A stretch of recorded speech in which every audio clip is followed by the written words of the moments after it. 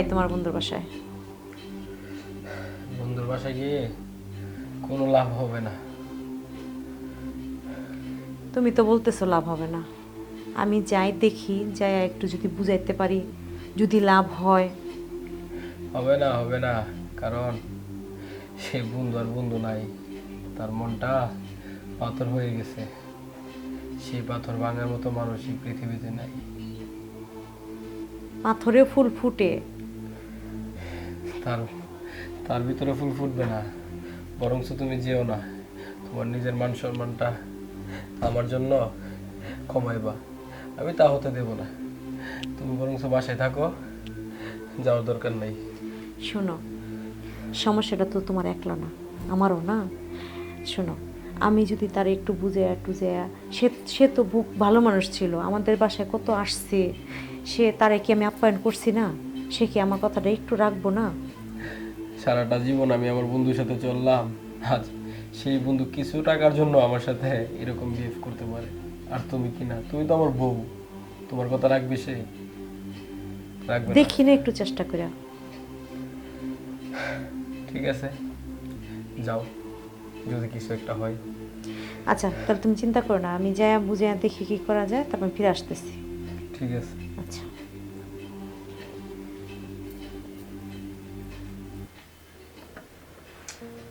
Hello. জি জি জি। আচ্ছা আচ্ছা, আপনি ওয়ার্ক অর্ডারটা সাবমিট করে আমার ইমেলে একটু পাঠিয়ে দেন। হ্যাঁ, পাঠিয়ে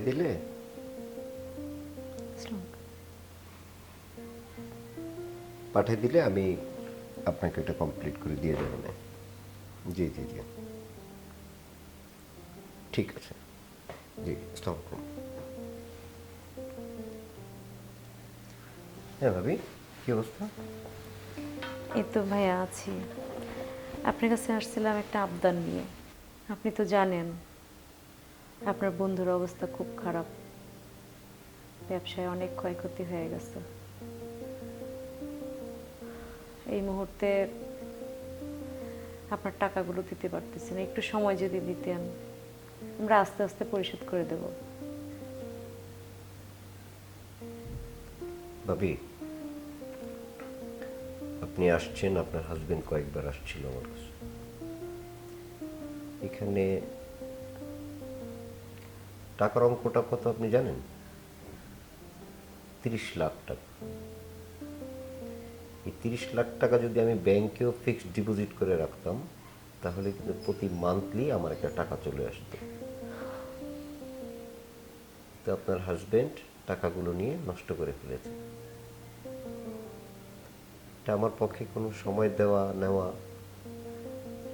আর আপনি আসছেন, আপনি ভাবি, সব ঠিক আছে, বাট আমি আমার জায়গা থেকে এক বিন্দু পরিমাণ আমি সরতে পারবো না।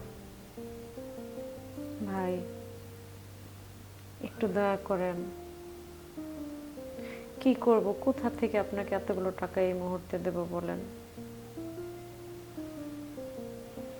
আস্তে আস্তে দিয়ে দেবো, একটু সময় যদি দিতেন। এটা কিভাবে সম্ভব হবে? আমার এতগুলো টাকা, আমি এটা কোনোভাবেই আসলে নিতে পারছি না। আমার খুব অসহ্য লাগে এই ব্যাপারগুলো। আমরা ব্যবসায়িক মানুষ যারা, তারা ব্যবসাটাই বোঝে। তারপরে কথা হচ্ছে বন্ধু, আপনি তার ওয়াইফ আসছেন, আমি আপনার কথা রাখতে পারবো না ভাবি। তারপরেও যদি একটু ভেবে দেখতেন।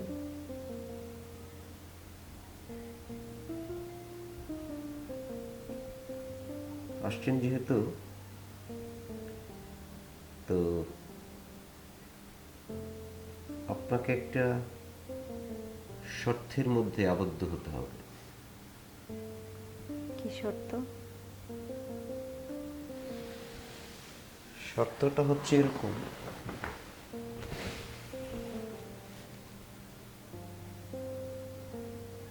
আপনার সমস্যাটাও চলে যাবে। আর আমিও একটা চাহিদা হয়তো আপনার কাছে পেশ করতে পারি, যেটা হচ্ছে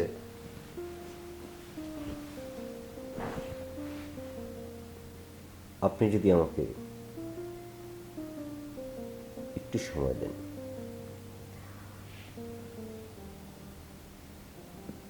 এটা আপনি কি বলেন? সত্য হলেও আমি আপনার বন্ধুর বউ। না না না, এটা কি করে সম্ভব? এটা সম্ভব না।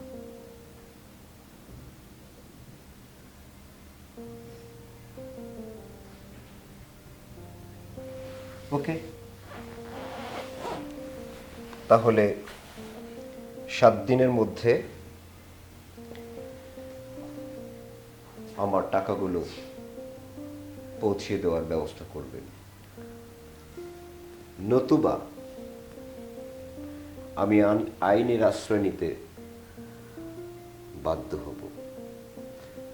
আপনার বাসার সমস্ত মালামাল সিজ হয়ে যাবে,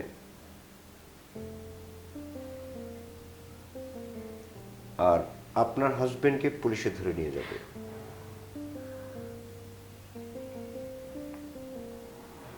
এখন আপনার ইচ্ছে, আপনি কি করবেন? 7 দিনের মধ্যে টাকা দিবেন, নাকি আমি যা বললাম সেই প্রস্তাবে আপনি হ্যাঁ বলবেন? এখন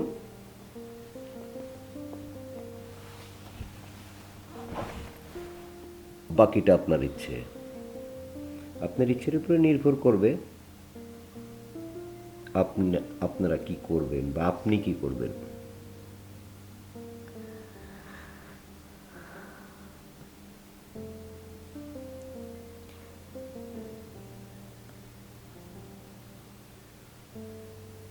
ঠিক আছে,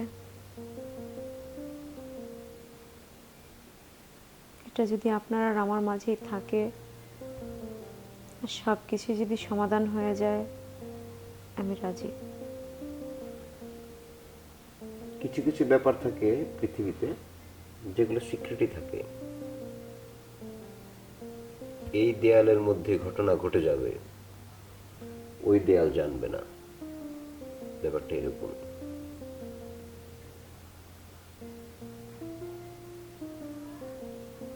আচ্ছা,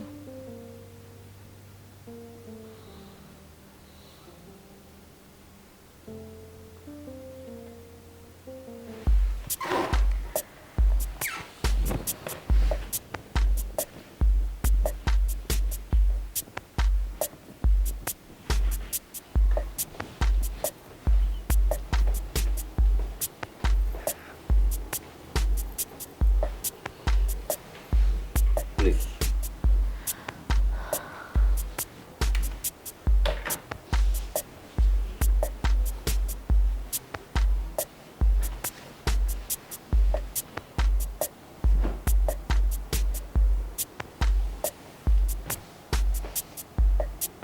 If you don't mind.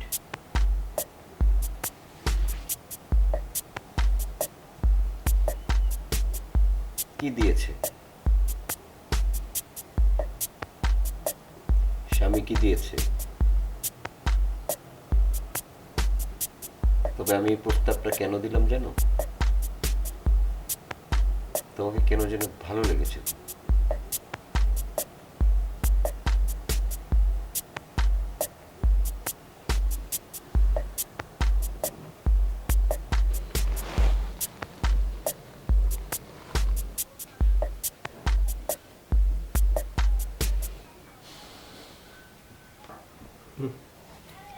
কি বলছিল কাজ হবে না?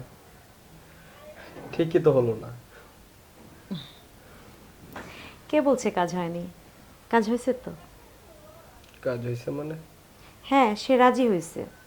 বলছে যে সমস্যা নাই, 1 বছরের মধ্যে কিছু কিছু করে দিয়া পরিশোধ করতে বলছে।